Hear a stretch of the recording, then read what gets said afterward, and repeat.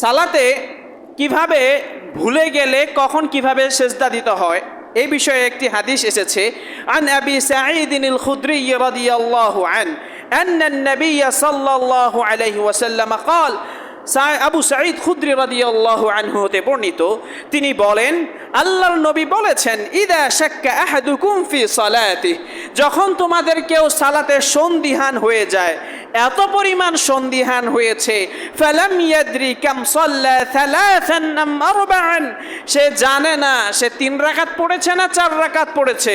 হতে পারে সেটা মুসল্লি একা একই সালাত পড়ছে সেই অবস্থায়, অথবা হতে পারে ইমাম যিনি।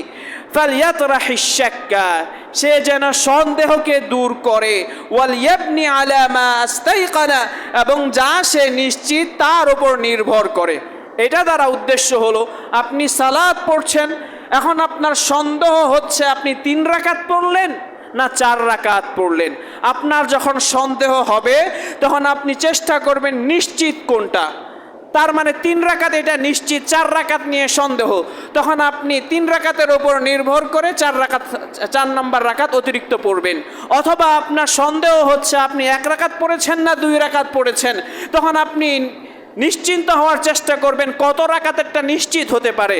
যত রাকাতেরটা নিশ্চিত হওয়ার সম্ভাবনা বেশি থাকবে সেই রাকাতকে নির্ধারণ করে তার পরবর্তীতে আপনি সালাত নির্ধারণ করবেন।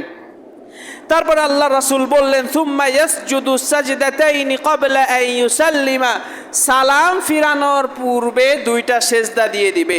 ফাইন কানা সাল্লা খামসান, এখন সে যে মনে মনে একটা নির্ধারণ করলো যে আমি 4 রাকাত পড়েছি না 3 রাকাত পড়েছি, এইভাবে নির্ধারণ করার পরেও যদি তার এমন হয় যে সালাতে তার ভুল হয়েছে, 4 রাকাতের জায়গায় তার 5 রাকাতই হয়েছে, তাহলে শাফাআতা লাহু সালাতাহু, তাহলে সে যে 5 নম্বর রাকাত এবং অতিরিক্ত 2টা সেজদা এটা হয়ে যাবে 2 রাকাতের মতো।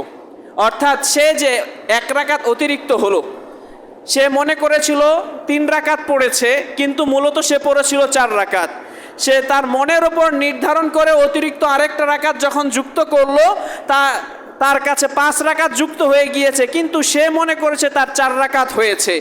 এখন সে যে পড়েছে 5 রাকাত, তার 1 রাকাত কি নষ্ট হয়ে যাবে? না, তার এই 1 রাকাত নষ্ট হয়ে যাবে না, বরং সে যে 1 রাকাত পড়লো এবং 2টা অতিরিক্ত সেজদা দিল, এই 2 সেজদা এবং অতিরিক্ত 1 রাকাতের বিনিময়ে আল্লাহ রাব্বুল আলামিন তাকে 2 রাকাত নফলের সওয়াব দান করবেন।